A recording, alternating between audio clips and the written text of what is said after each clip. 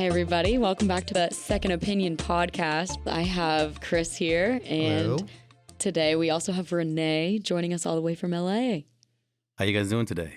Doing wonderful. How are you doing? I'm good. Happy to be here in Tampa, Florida. Welcome. Happy to have you here. What do you think, Tampa and LA? Any similarities? I love LA. I've been in LA now for 20 years. First of all, my name is Rene Rosado, just in case whoever's listening out there. I jumped in. But no, I love LA. LA is where I matured. I experienced a lot of things out there. And Tampa seems to be Tampa's going to be like my second home. This is where the next level of maturity comes into my life. So I'm really excited to be a part of the Tampa society. Well, I think we're excited to see that next level of maturity. Yeah, whatever that is. I haven't seen it yet. I have not seen it yet. Yeah, I know. Can we rewind a little bit? It's, you know what it is? It's everything that I learned within my 20s and 30s, I get to experience, apply that wisdom into my 40s to Tampa. So, Aren't you 40? I'm 40. Newly 40? Newly 40, yeah. I remember your birthday. Yeah. Kinda. Yeah.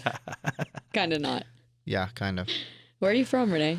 I originally born in Puerto Rico, in San Juan, Puerto Rico, and grew up in Connecticut and married in Connecticut. How do you move from Puerto Rico to Connecticut? Long story short, my uncle ended up moving. My dad has 8 brothers and 1 sister, and the oldest brother moved to Connecticut, and he worked doing construction, and he became best friends with the owner. And one by one, he started flying out all the brothers.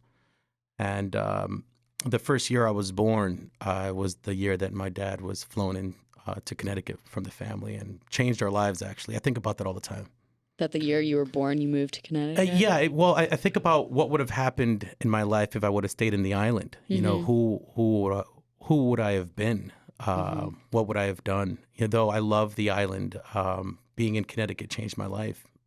I mean, your life would have been entirely different. Yeah, I also think about when we think about destiny. You know, would I still have been an actor if I stayed living in Puerto Rico? I'm sure somehow, some way it would have found me, but you'd be on Spanish TV. Yeah, I would have been on Spanish TV. Telemundo. Yeah, what is it? Telemundo? Telemundo, Univision. Yeah. Yes, I can hear it now. I can picture it. Your other destiny that could have happened. Well, you still could do that, so. I know. I mean, do a lot of actors come out of Connecticut? I can't say they do. Yeah, I think I haven't heard of it. I'm sure there's a few out there, but especially from Meriden, Connecticut, it's very rare. I know there's this one girl who stars in Wicked in Broadway, but other than that, it's just me and her. Yeah. But you were born and raised in Connecticut. You went to UConn, if my memory. Yep, went to University of Connecticut and got my bachelor's degree Huskies, out there. right? The Huskies. That was a really, really, really good time.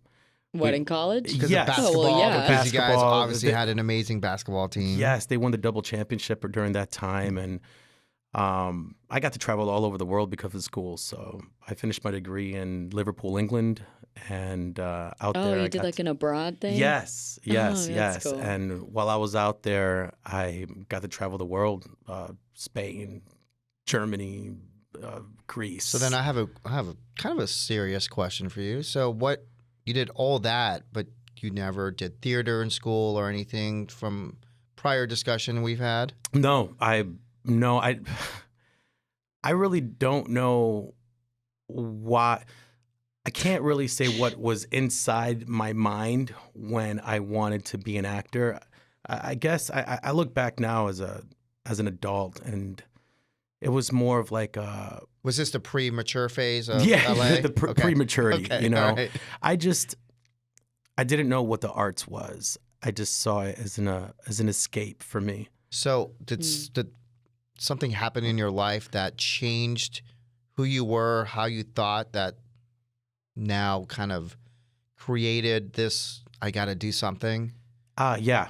I was, my parents got divorced in 2001, and I come from just a solid family. Mm-hmm. And during that divorce, I was sent off to college. Mm-hmm. My sister was in the Army, and my little sister was living with my mom and my dad, Back and forth. Back and forth.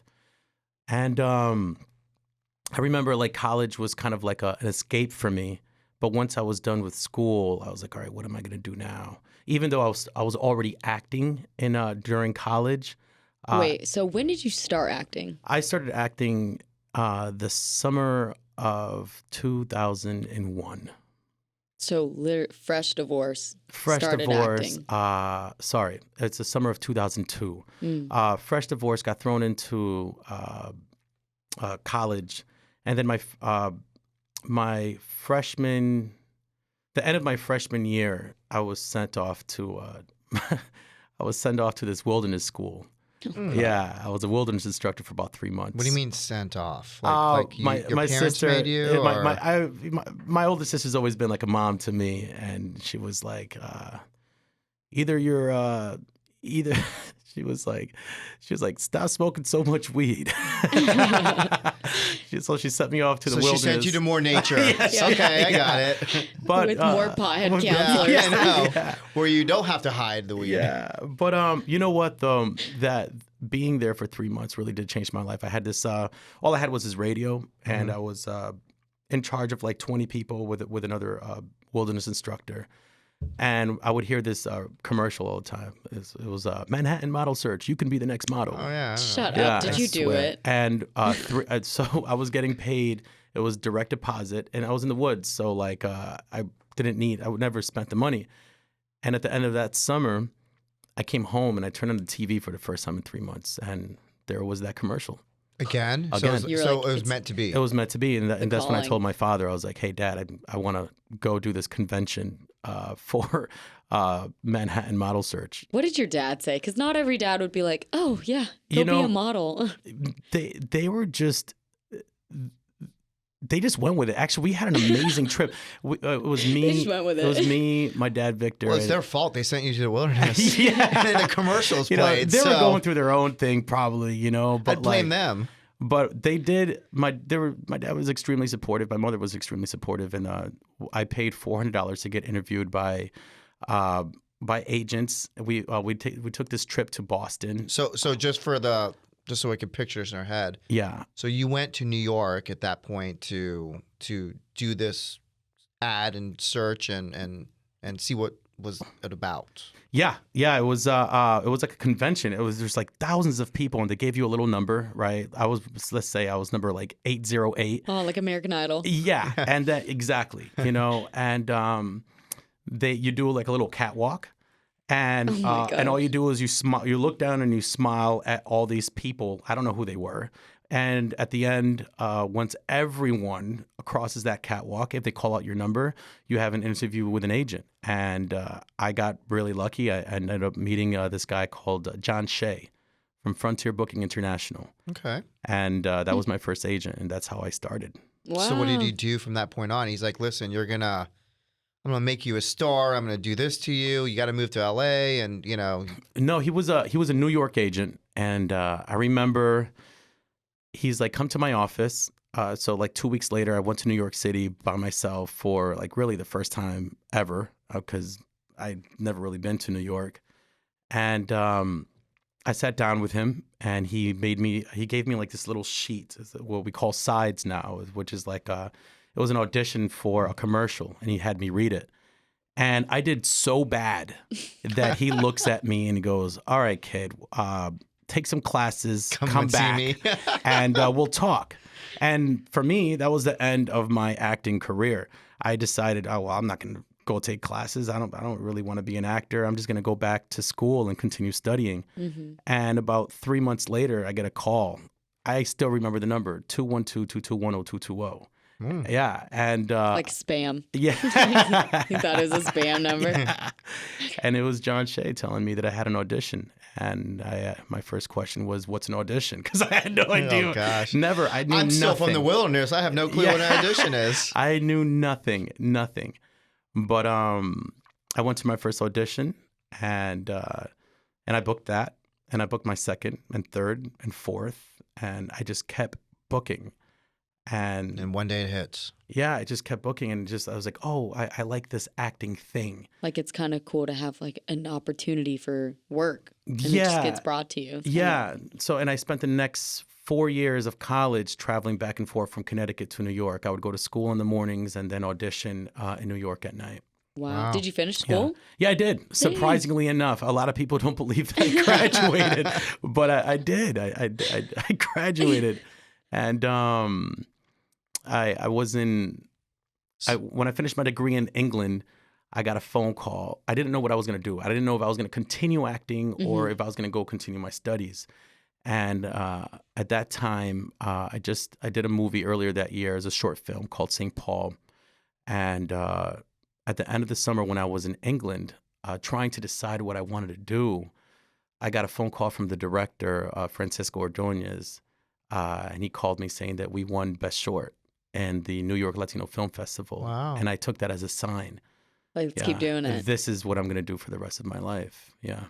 Wow. Wow. That's crazy. So I can that's picture you. kickstarted everything, huh? That phone call in Liverpool, England, from Francisco Ordonez, who was living in New York at the time. You don't remember that changed my phone life. number, do you? I actually still do, but I can't say it. What is it? 555? 555. Yeah. In every movie, it's 555. 212-555. Yeah. 1234.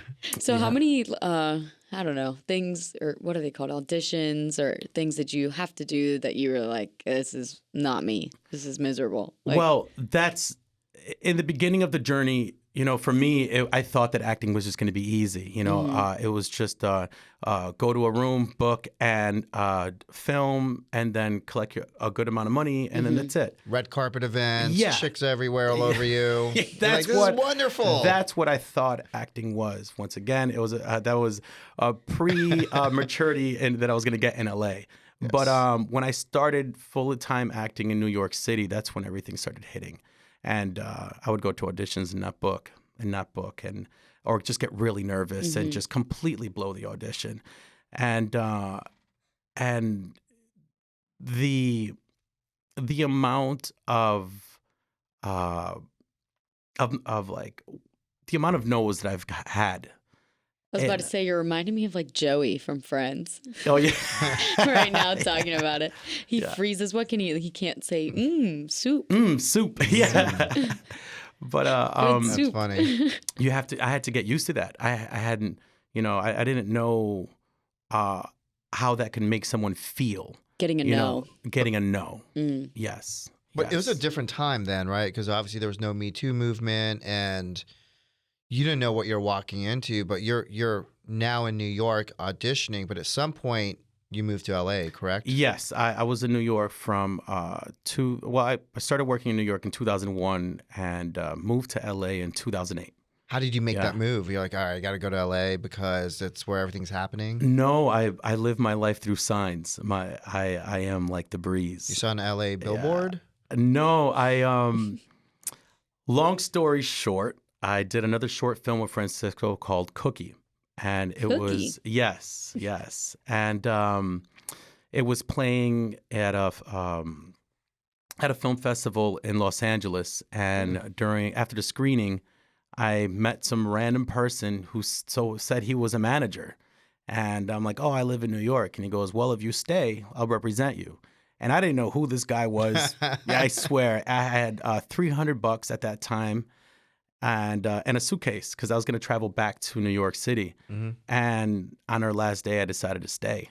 And I didn't know anyone in LA. I didn't know where I was going to stay or live or do. Where did you stay that night? Women can't do this, okay? You can't just have a suitcase. Right? Well, Does there's a this lot of happen? people in LA that do this, men and women, everyone. It's scary, though. It is. Well, going towards your goals is scary, Getting kidnapped is pretty scary, too, though. Hopefully that's not one of your goals. It's my goal not to be.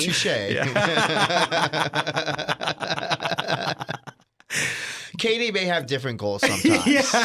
Yeah, my goals are not to do this because I'm scared of getting taken. I'm really big on conquering fear. Like I feel that fear is something that we're told when we are younger that it's a bad thing. But what I've been seeing as I got older is that fear is it kind of guides you.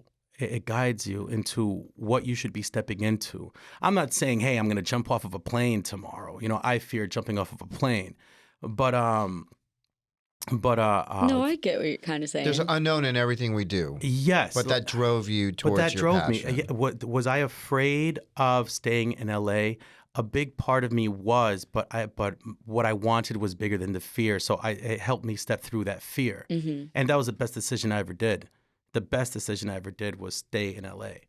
Yeah. So to fast forward a little bit, just so everyone has an idea where you are today, can you tell us what you have done up until this point and what you've starred in and Let me pull up the IMDb. Yeah, I was real just, quick.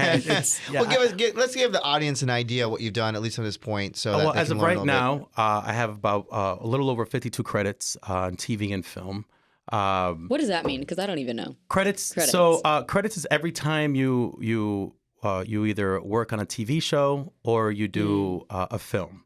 And so I started with smaller roles, which are co-star roles, which is like 1 or 2 lines, which is a great way to start because I really didn't know what I was doing. I was told that background is usually where some people start, and then Yeah, background is a good So way you did as some of well, that just too? to feel Feel the it looks energy like, yeah. of what it is to be in on a set because it is different energy. And slowly I worked my way up to guest stars. I've worked on the first thing I ever did was on Sopranos and work. What else? Wait, I have the IMDb up right now. Okay, yeah. You were in Star Trek? Yeah. What? Yes. I Yes. didn't know yes. Yes. That was a really interesting time in my life. Were you an alien? What were you? Well, I was. it was the beginning of his mature phase, stage 1. He's a commander. Yes. I was at that time. It was my 3rd year in Los Angeles, and I was going through a rough patch in my life. And I remember my father was visiting me. I was at a restaurant with him, and I get a phone call by the casting director telling me that I booked 2 films, both by that she was casting. One of them was going to be it was like some dancing film. And the other one was Star Trek. And so she goes, Star Trek guess it what, is." Rene? You're going to do Star Trek. All right. And I remember just like sitting there with my father, just thinking my life just changed. My whole life just changed. And it was a big role. It was a really big role. It was like one of the captains on the ship, and there was something was going on where his mother gets kidnapped, and he has to go through all these things. And I tested with J.J. Abrams multiple times with this, and like I booked a role that was going to change my life. Wow. And I just remember celebrating with my father. I was like, Dad, I made it. Star Trek. I made it. Like I made it. I made it. And the agents called, and everyone was just excited and Happy for you, for know, sure. yeah, you do this for a while. You finally get that phone call, and 2 weeks later, I get a phone call from the casting director, and she says that the role that I got, that character needed to be cut out of the script because the script was too long. Oh, man. And it destroyed me. But she goes, JJ really likes you, and he wants you to be a part of the crew. And he's going to give you a line or 2. So I got to first feel that pain and understand that, all right, your life's not going to change just yet, but you can sit down and watch. And learn from that. And learn from this experience. And I sat down for 6 weeks and watched them shoot this beautiful film. But I learned a lot. The crazy part is that when the film came out, they cut my line too. Are you kidding and that me? hurt me even more. Wow. I remember going home crying. Well, Yeah. it's almost like, okay, get slapped in the face, get punched down. Okay, now just kick you while you're there on the ground. Just But keep it's kicking you. not. It's just the way it is in the why art is it the world. way it is though? Like that, it sounds heartless over Well, there. it's not heartless. It's I wasn't the main character. You know what I mean? And the show must go on, and like sometimes it could be an edit problem. It could be multiple things. What do you learn? So, like, do they tell you before it airs? No, they invite you to a screening, and That's when you have to And learn. find that's out when right then and there. that's when you find out. Watching the screening. Watching the screening, yeah. Oh my god, that's heartless. To well, me, I couldn't No, make it. it's not heartless. It's just part of the business, and Though it's interesting to me because I'm thinking back. It's like there's a lot of failure in everything we do in the professions that we go in, right? Like for me to apply to medical school, do you know how much failure there was for like 2 years maybe of waitlisted? You think you're in, you're like, yeah, this is 100%. I'm going to get into University of Miami because I know everyone and I've impressed them, and you don't get in, right? It's like, how do you recover? Because your mindset at that point is, I wanted to give up at some point. I did not. But I'm sure this is a common thing every time you audition for a role. It's happening every week and every day for just almost the rest of people's lives in this industry. yeah, it's the understanding of what rejection truly means. Right. You You know? really don't know it until you have really been face to face, and Yes. inside you have it, but then you don't. Yes, and what that you have is you. You have yourself. You know what I mean? And you have the ability to get up and do it again. So you think today that molded you into the person you are mentally and psychologically? Absolutely. I think for any artist, when you receive, when you go through the artist way, the artist journey, you don't really fail because you get a lesson for each failure, right? So, and then you learn from the rejection, so you become stronger and wiser, and you start learning different techniques to conquer that emotion that you receive when you get rejected, right? Yeah. So for example, meditation has been a big part of my life because of that. Kitty, you're big into that too, right? Meditation, You meditate, don't you? like when I take naps. That's a long Maybe it's meditation. a different Katie I know. I don't know. Yeah, it might be a Okay. different Katie. No, Please. but I did want to ask you that because it's like your whole personality, just to get into a role, it probably takes so long for you to tap and get completely into the role. You've got to have to do some meditation or some type of mind therapy. It's the actor, the tools that we use to get into character is experience of life, right? And we spend a lot of time in getting to know who we are. And so Then you can like portray it. we apply what we know from ourselves into what we know within the character, and we put them Yes. together. So do you realize barriers within yourself when you try to figure out who you really are? Like my mind used to think like this, and you're really trying to open up, and you're like, you obviously learn so much about yourself, and so there's self-improvement involved and everything else, and you also realize there's barriers that may prevent you in your mind from doing so. So do you take it another notch and you become like a different person out of that? And I think I wouldn't call it we become a different person. I would call it just like self-evolution. Your phase of maturity. Oh yes, 100%, 100%. And it's you become a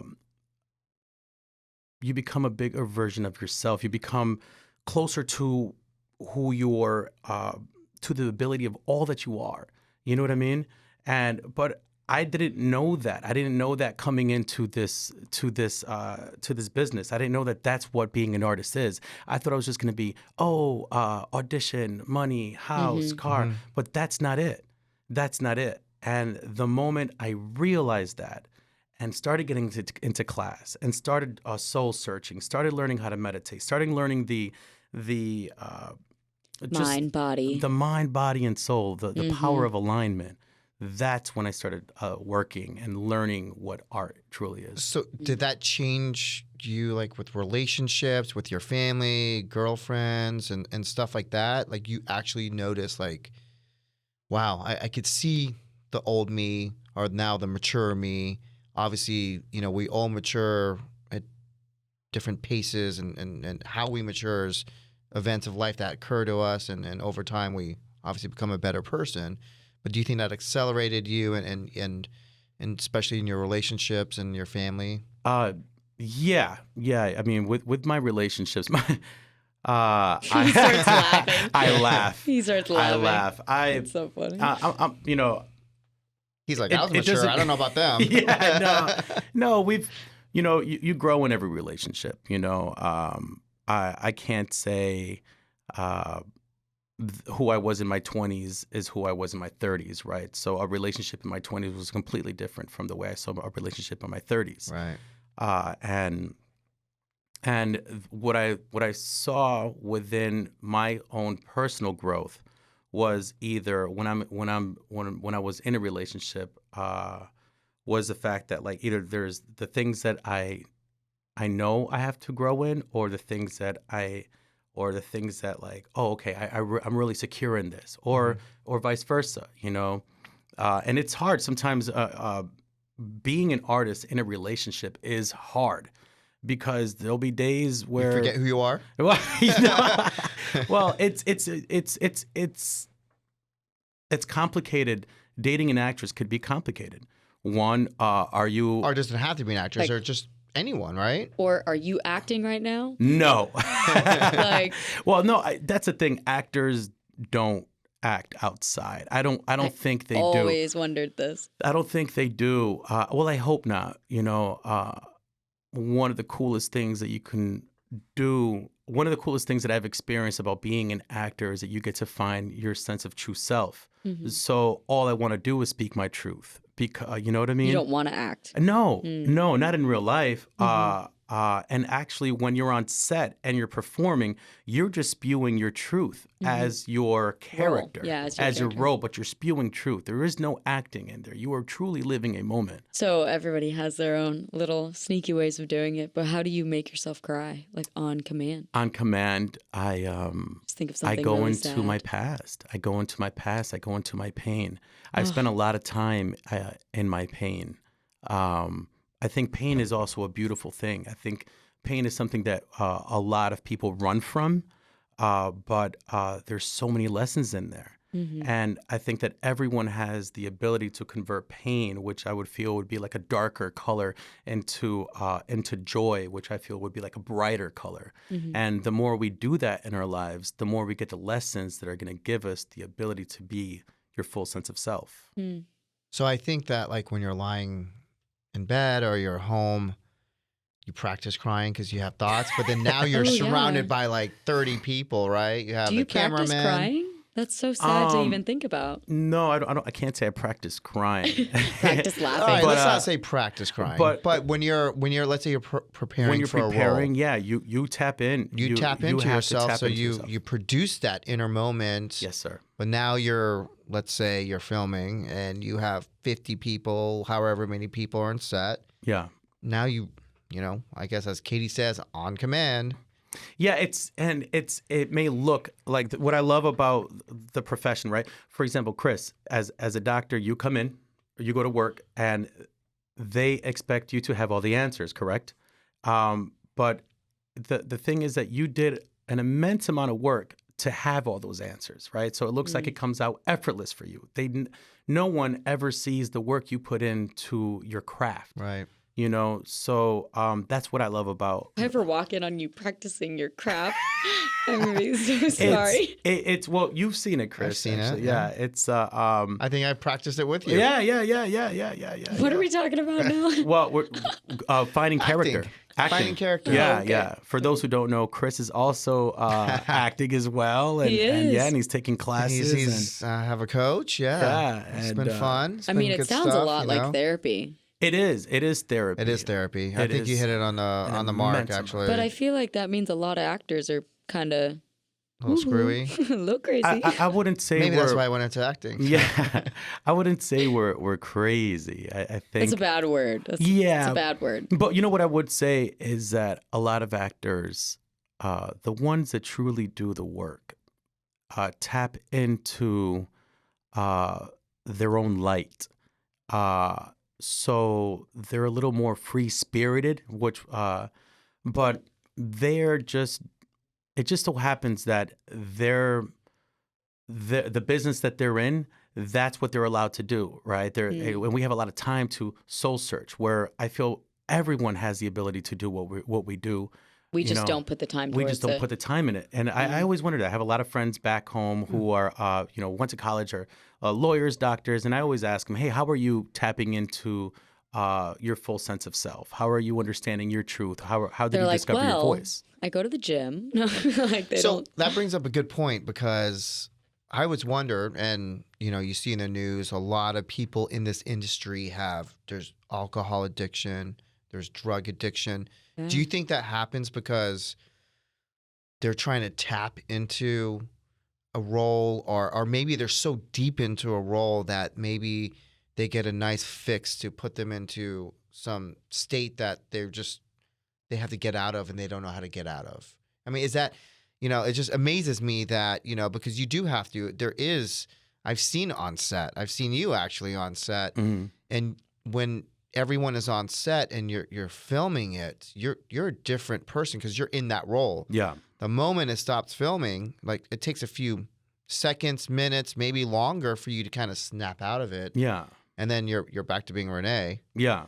But I can imagine, because obviously Hollywood and this whole industry has, drug problems, alcohol problems. I mean, is there a correlation with this type of conceptual, thinking? I wouldn't say for everybody. I think that I believe that all actors and I believe all artists should have a therapy. Does it make them vulnerable? I won't definitely not say for all actors, but is there a vulnerability that may cause that to happen? What do you mean?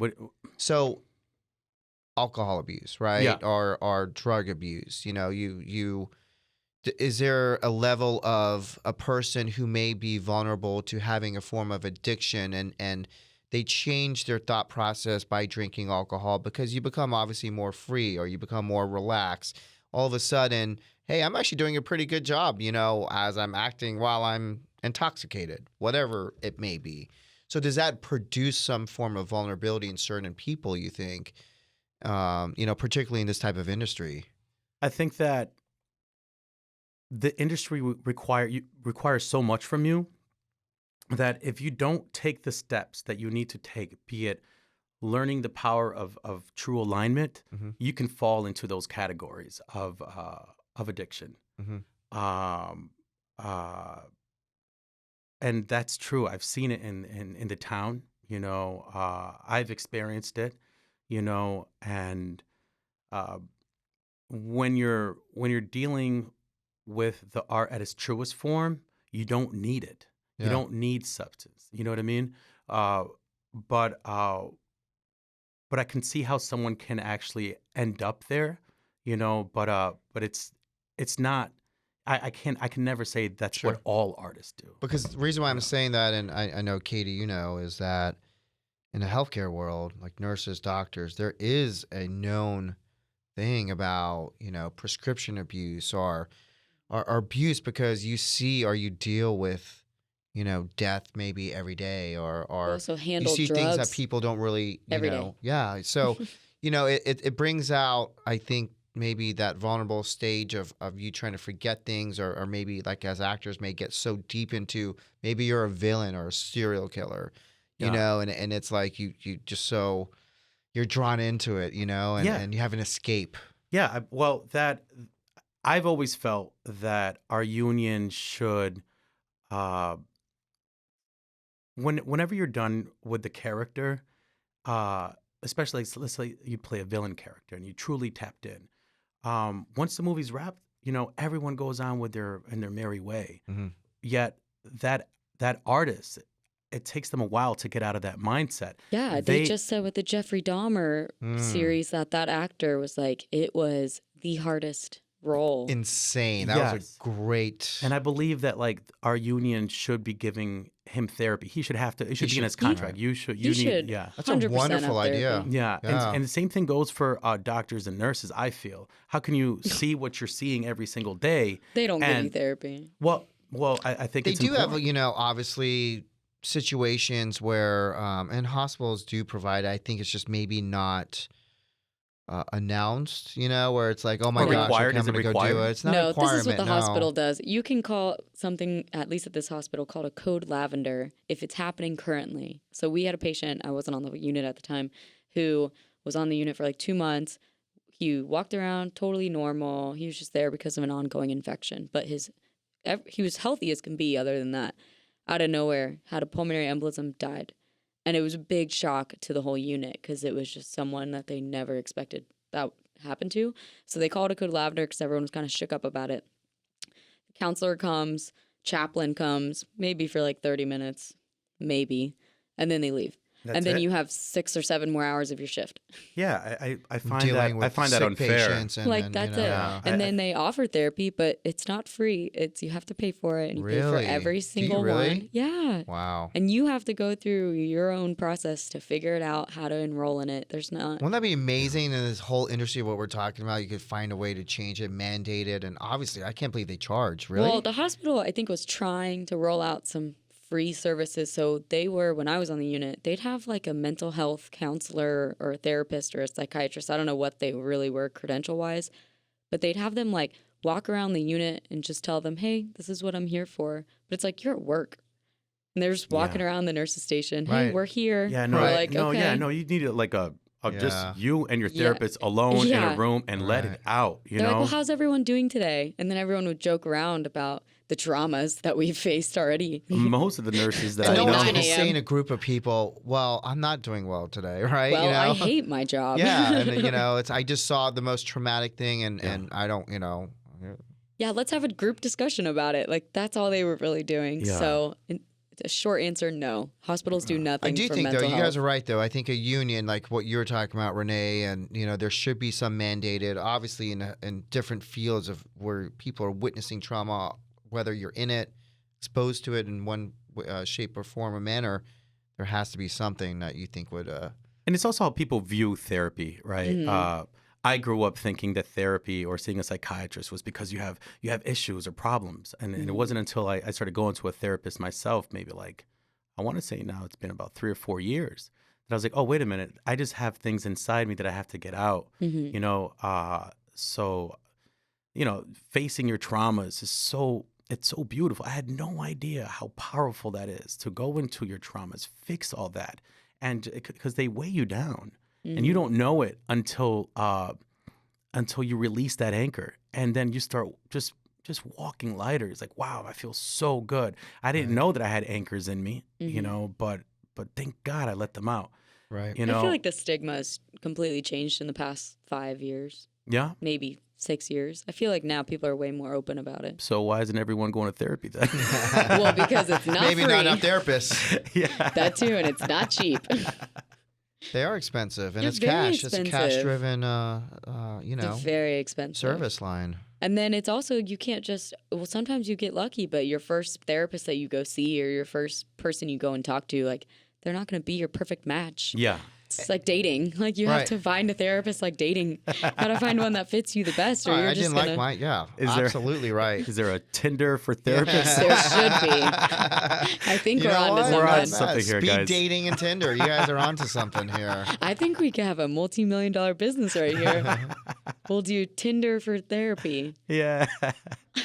Yeah, that'd be wow. Didn't think. I mean, you hear of just traumatic things that have happened lately, like with Alec Baldwin, like with the shooting that he had on his set. Mm-hmm. Do you think everyone on there got proper like counseling, or No, That's- absolutely not. incredible. that's another trauma? Like someone literally shot someone. Yeah, no. In front, like unexpectedly, In too, front of other right? You think people. it's a prop gun, and And I'm just looking. I've never been on set like you guys, but I'm just picturing it. Everyone's so focused on it, like so focused on it. So it's like everyone was honed in. It's not like everyone was just eating like a pastry and then it happened. Yeah, and then, when you're on set, everyone becomes family. You're there 14 hours a day. Yes, Yeah. it's You not know, a random it's- human being now. yeah. It's someone you know. I met someone who was on that set, and I got to talk to her about her experience, and it was brutal. It was brutal. So, she was going through all the emotions. And Not I normal hope- emotions. 'Cause it's not a No, normal situation. no, Nobody no. just died of a terminal illness or. No, but I hope that therapy was offered for everyone on that set, but I highly doubt it. I doubt it too. you can imagine the post-traumatic stress disorders that people face, and in future films. I mean, just the trauma of seeing a weapon, its prop. Well, it was at that time, but Yeah. it clearly was not, right? So you can imagine just the paranoia and the Oh yeah, trauma and the stress that it brings in. absolutely. We just did a film this past summer where we had to have a shootout scene, Hmm. and the armor that came there, and his assistants. I mean, everyone takes that extremely serious, and they've always have. I don't really know what happened on Alec Baldwin's set. I mean, I don't but- think anyone will unless you were there. Yeah, but it. Well, it's that's- just carelessness, right? I mean, it's. I've done some gun safety training, and it seems that proper measures were not taken, yeah. Mm.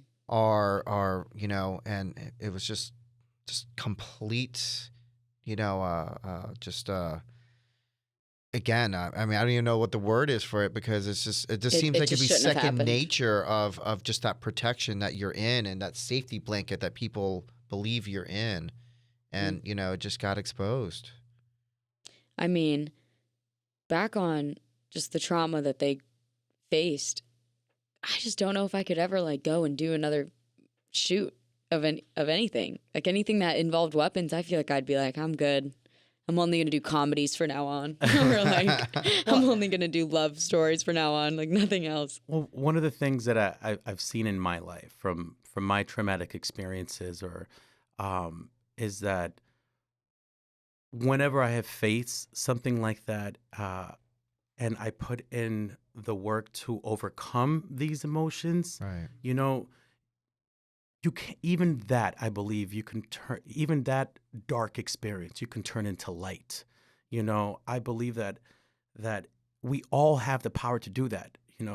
So though some will say, "Hey, I'm just gonna do comedy from now on," Yeah. then I think you're stopping yourself short Mm. from being a higher evolved version of yourself. And I constantly walk around like the world, like seeing, like just like looking around, being like, all right, like I wonder what that person's going through and what they have. I know you're analyzing me. I'm I can always, feel it. I'm always doing it. I'm obsessed with it because I'm obsessed with it within myself. I can feel it.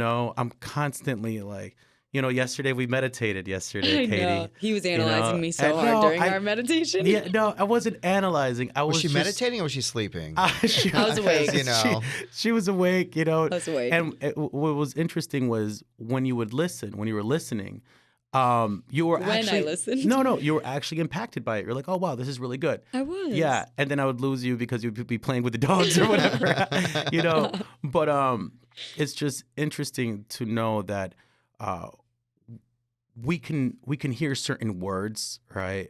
Be it through motivational speaking, be it through books that we read, that can impact the way we think and feel, and allow that impact so you can go back to the things you've experienced and change that. You can literally change your present self by going and fixing everything that you experienced that you feel was negative behind you. Right. I find that extremely powerful. Right.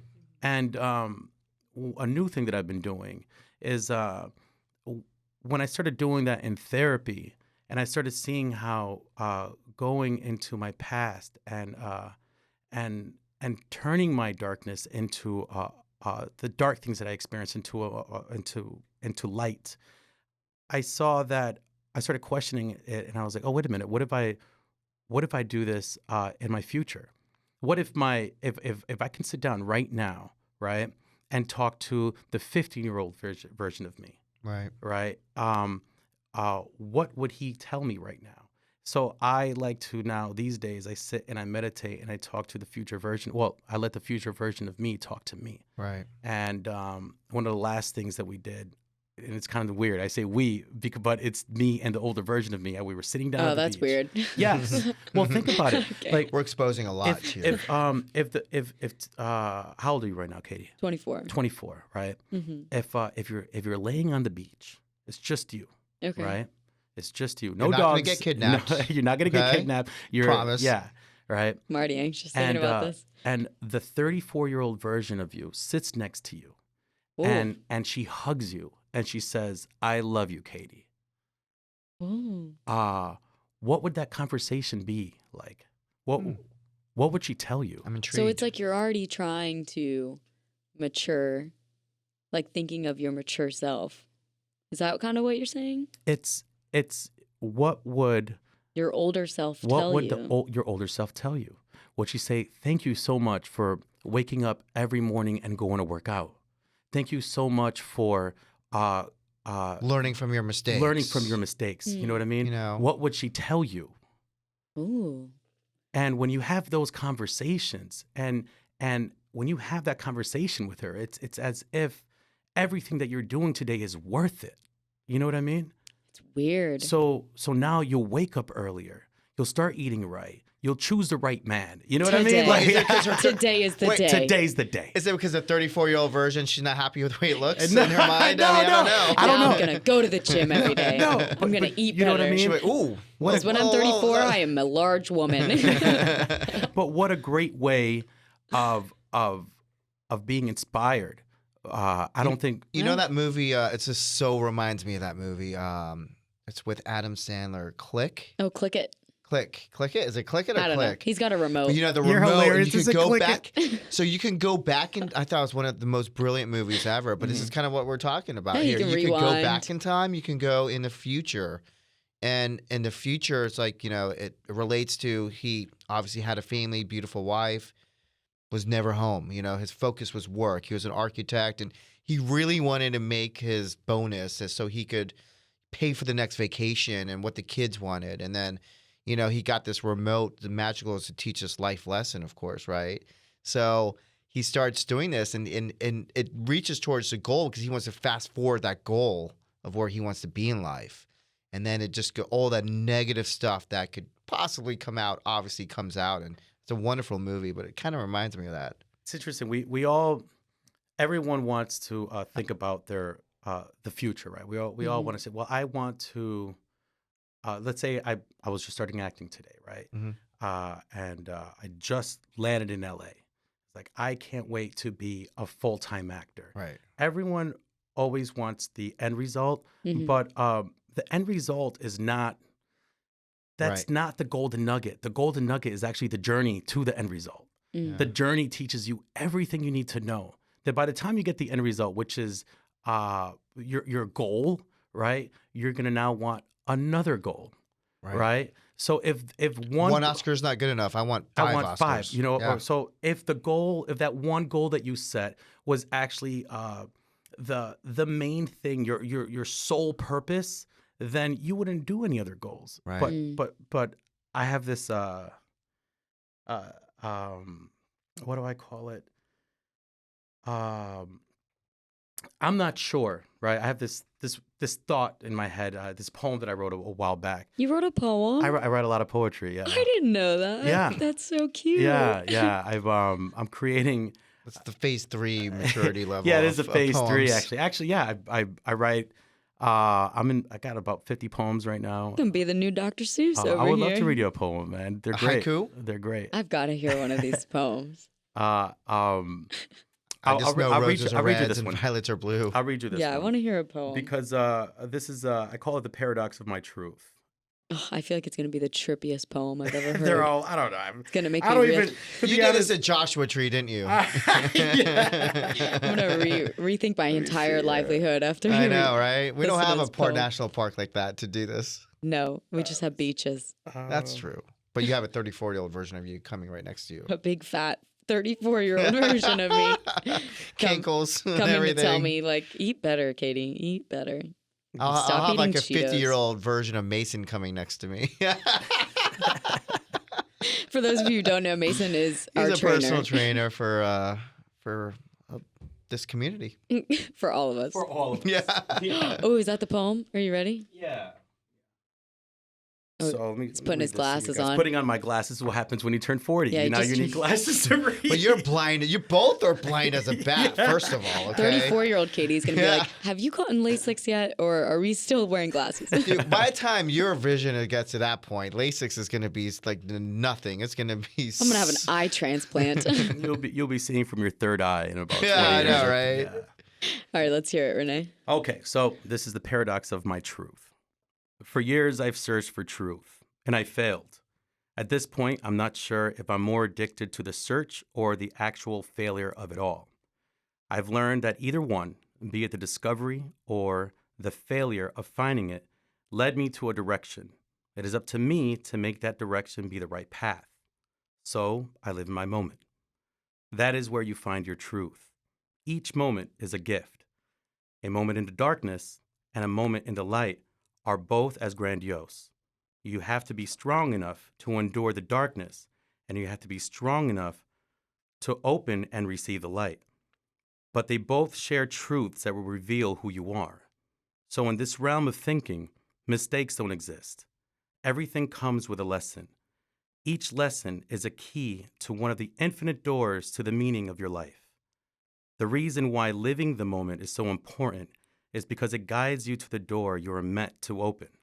I've learned throughout this journey that because a door opens, it does not mean it will remain open. In order to have the door stay open, one must consistently use the lesson that they learned. If and when you stop using what you learned, that door will close. And the search for that particular truth begins again through another journey, which will result in another lesson to receive the key to a different door. Now, I have failed to keep my doors of truth open, and as much as I have learned, my doors keep closing, and I embark back on a journey. So my question is, do I love truth, or am I in love with the journey of finding it? I hope to one day open the door that will help me receive that answer. That was a very fitting poem for what we're talking about. Absolutely. You're just so in touch with yourself. Wow. so that was amazing. That was really good. I mean, and that was very fitting of what you're talking about. It's not about obviously winning one Oscar. To sum it up, it's it's much more than that. It's not a goal of becoming a doctor or becoming a nurse, because now there's nurse practitioners, and then there's CEOs who are nurse practitioners, and CNOs and chief operating officers. Like, the goal is endless. We think it's a goal because right now it looks really cool to be there, right? But in the end, it's just so much more, because once you get a taste of something, your palate changes. Yeah, and you change, you evolve. I can't wait to learn what it's like to have a family. I don't have kids yet. You know what I mean? And You have a family, though. You have a dog? No, I'm no. sorry. You don't have a dog. Okay. No, Renee no, hates dogs. No, I mean, listen, I have a beautiful So- family. I have a beautiful mom and my sisters, and Your niece? No, my niece. I have a Nephew. beautiful family. But to have a family of my own, so I at first I thought, oh, it's just gonna be acting, and now it's like, oh, now I want the family or the house or whatever. You're always gonna have something. You want the white picket fence. Yeah, Yeah, why not? Right on the beach Why in not? Spain. Right on the Why beach not? in Spain. So not to change gears here, but just wanted to talk about, obviously you're, in great physical shape. And I mean, I'm assuming I know you do, but for the audience purposes, I'm assuming, it there's pressure in Hollywood and in this industry to really look good. And I assume everybody has body dysmorphic, disorder in this type of setting because nothing ever looks right, right? You look at yourself and I know actors and you see them on interviews like, I hate watching. I've never seen a movie that I've been in. I've never seen that because I don't like the way I look. But like when we see them, they look amazing clearly. But tell us how that is and tell us what your experience is based on that. Your own personal, like to get to where you are and how you feel the pressure is on you to perform physically as well and have a certain look. That's a good one, Chris. Wait, what was the question? You lost me. What is the pressure for him to physically stay in shape and because the industry that they're in? Oh, like did anyone There's a lot of tell pressure you? to look good, right? Obviously, and you have to stay. I mean, I would assume if he gained 15 pounds, he's not going to be happy, and that affects his mindset. So clearly, everyone in this has to do something to what makes their self-satisfaction of how you look physically and how you obviously that affects your mental mindset as well. For you personally, how does that affect you, and what do you do, to kind of combat that? All right. So, to answer your question first, Sorry, I'm giggly right now. why are you giggling? What's going on? Because over you there? lost me again. I couldn't understand the question. She's mentally kidnapped. I couldn't understand Katie, the you're question. hilarious. To answer your question, What was my question? your I don't even question remember. was, has anyone ever told me that I? Oh yeah, like you didn't have the look that they wanted. Yeah. No, I've never. That question got drowned in. Yeah. But I've never been told, well, hey, you got to look a certain way. Like you got to be Fit, sometimes you got to yeah. be bigger. Now, yeah, well, depending on roles or whatever, that's a different thing, right? Okay. Now, and I could only talk about my journey within what I have seen. Well, that's what we want. We yeah, want your yeah. So perspective. this doesn't represent other people or other actors that Yeah. I don't know. It represents every single actor out there. Yeah, exactly. But there is definitely a problem with body dysmorphia in Hollywood. Absolutely. And I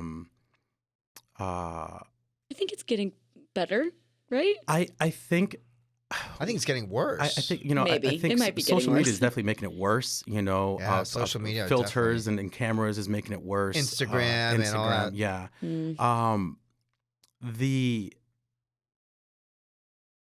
The conversations that I've had with other artists, right? Like about their body. It's really interesting because you'll only have them with. I can't go to my friends back home in Connecticut and be like, "Hey, man, like your abs look great, bro." Like, dude, like what are you talking about? You know what I mean? Like, but You can only do that in Tampa. yeah.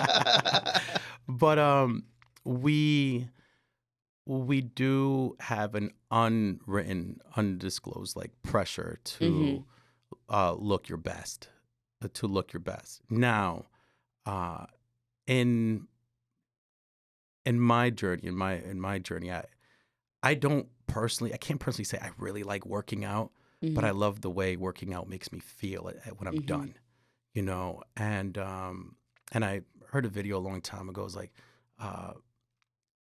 the best way to work out and like it is just by waking up every morning and just telling yourself that you like it. Eventually, your body gets used to it.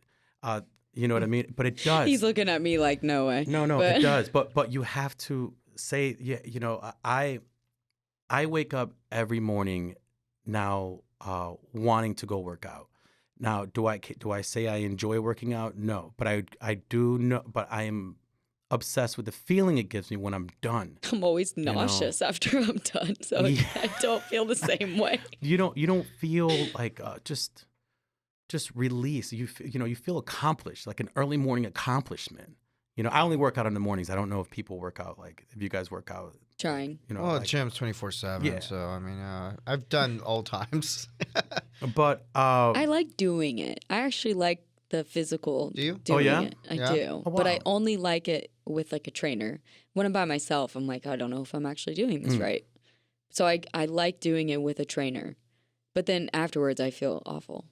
I feel so sick. Yeah, but I think you also feel like a Might be different good. person later on in the day, right? Yeah, Like maybe later. You have a sense of self accomplishment. I mean, look, you're like, hey, I bench pressed 5 pounds. I'm doing 15 pounds. 15. 15. That's what Yeah. I'm saying. So, I mean, that's an accomplishment that you did not have before, right? So That's that true. should be something that kickstarts you in the morning, and you're like, all right, And what not it bad. does, I'm gonna go for 20 pounds. I mean, people that are like obsessed. I mean, if you're in Renee's poem, you're going to be up to 100 pounds because there's no end goal there. You Yeah, know? but my favorite part of working now is how in tune you become with your body. Hmm. You know, I can feel my body. I've been working out long enough to where I like I'm 5'9", right? And I like to be at 165. The moment I'm like 5 pounds over or like 7 pounds over, I feel that heaviness for me. It just I just feel it just, so me personally, mentally, I don't like feeling that heaviness. So I want to keep it at 165. Now, I also have in my mind that I book at 165, right? What do you mean? You book it? I like book, as an I book actor. work at 165. That could be Do a they mental just like problem look at your for me. body? What do they do? You have to send when you're doing the audition, you send a body picture of yourself too. A photo? How do they know it's only not one doctored? Only one time did I ever asked, hey, Send Like me that a Joey picture. scene where he's putting the if he's circumcised or not. No. Putting the ham Like, over Yeah, the it. ham, Yeah. olive. Auditions will never really ask you, go shirtless or whatever. But like if you have like a director session, I had a director session where they asked me, hey, can nudity's involved. Are you okay with that? Oh yeah. And then they're like, oh, they want to see you without your shirt. Oh my God. All right, Have let me you go do done? 50 push-ups. I'll be right back. Have you Yeah. done any nudity? Yeah, I did. What? My last film, the last film I did. Yeah, and Full on? no, just my back, Just your just my butt? butt, Just your Yeah, butt. just my butt, my butt. Guys and my, have it so easy. They just get their butt in almost every movie, I swear. What movies have you been watching? I swear. They will show everything of a girl, but like they will never show show. everything They show of a the man's girl. chest. They don't show a show- man's chest, a What is man's that? butt. What is that? They That's don't what really I'm show saying. we don't women's really have much- vaginas at all. That's true. There's not much full frontal in films these days, unless it's like NC-17 like a or European rated R, film. or It's like been on Netflix lately. I'm like, kids are on this. Netflix. Yeah. What? What episodes are What do you these? mean? I'm not kidding. No, I mean Kids. What do you mean? Like No, What is she no. watching? I'm sorry. parental controls I'm for sorry. Netflix. I didn't say that correctly. There's not naked kids on Netflix. There's kids watching naked people. Well, I mean that's I on know the he parent. heard me right? wrong. I would say that would be a parental control, Right. correct? To But it's not you the know. amount exposed is more like there's more penises versus vaginas that are being shown on Netflix, right? I mean, if you watch Game of Thrones had Never seen it. everyone was naked there. Yeah, you I know? walked in maybe a couple times when like someone I knew was watching it, and I was like, I just don't think this is for me. There's too much violence and rape and all that. I was like, I'm good. I'm gonna stick to the comedies again. So, question: if you know you have a nude scene, is that going to affect how much you're going to work out? I'm assuming it would, right? 100%. And eat that pizza that we're going to have in 2 hours from now is not going to exist. No. As a matter of fact, like a lot of them don't eat, while they work, and they're just like on coffee and like, Katie, you'd be actually a pretty good if you- actress. Oh my God. I can guarantee almost 100% that if an actor has a shirtless scene, he's not eating properly. Mark Wahlberg's up at 3 in the morning. They did that. Maverick was filmed, right? That beach scene where all the guys, their 6-packs and 8-packs were showing, but like Oh, Top Gun. they talked about how all of them were so obsessed with obviously working out, and obviously it takes 6 to 8 weeks to really change your abs. If at least you have the potential to show a 6-pack or 8-pack or whatever to really do it.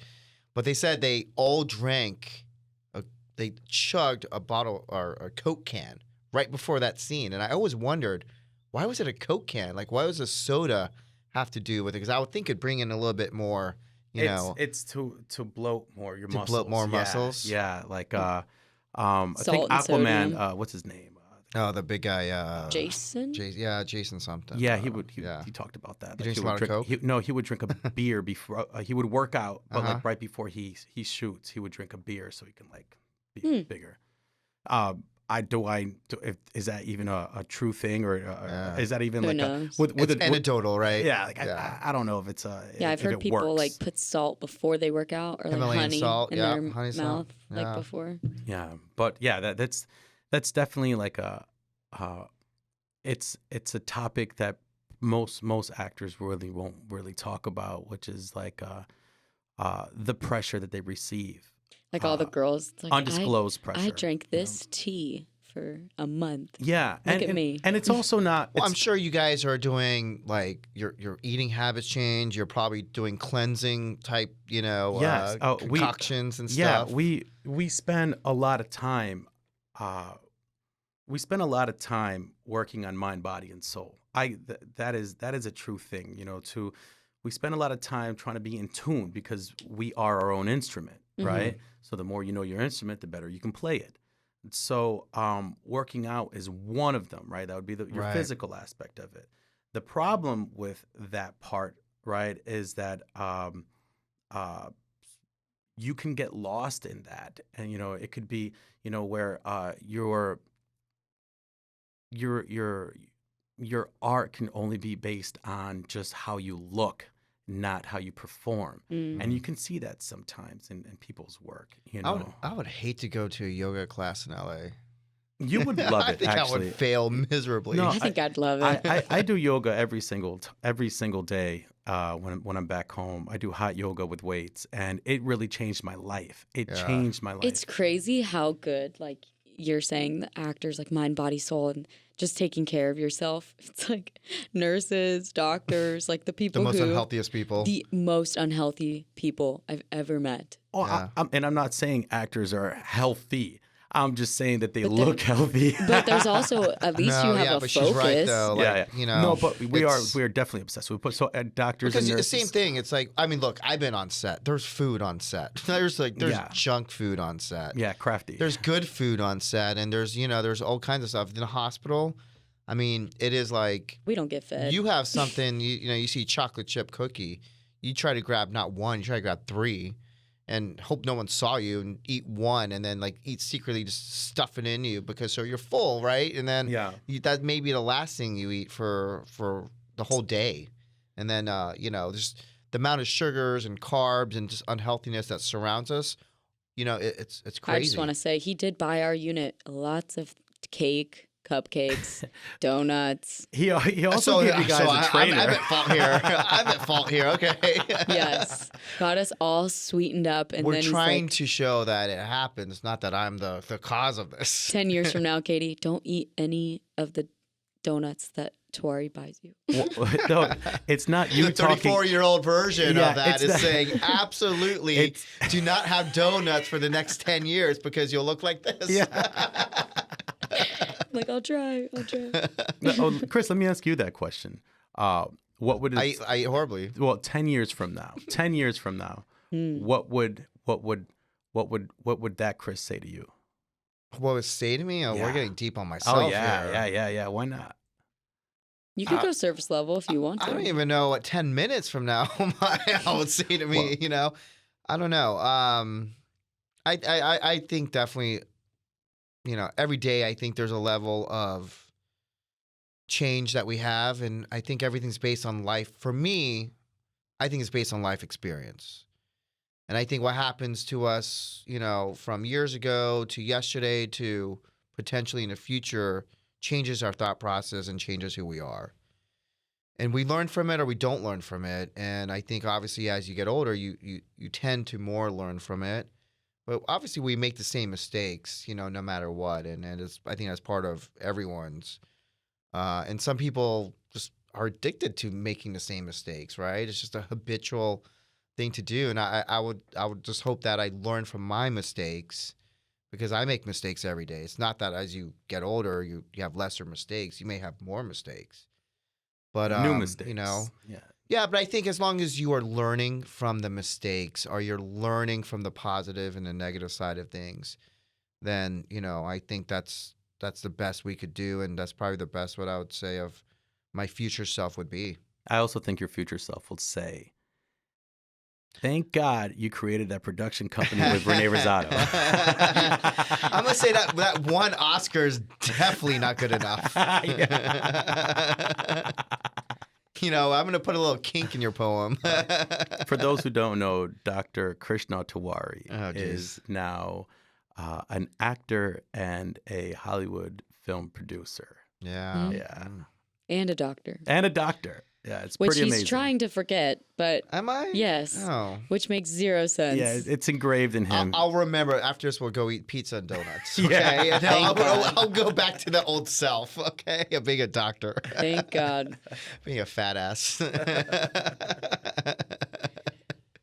Well, Renee, I just wanted to thank you for coming on.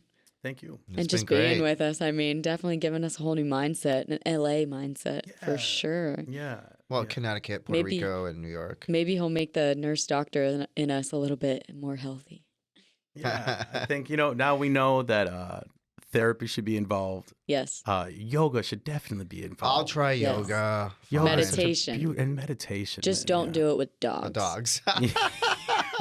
That's impossible for you. It is. Yeah. It is. Actually, you know what? There just I know we have a minute left, but there is dog yoga.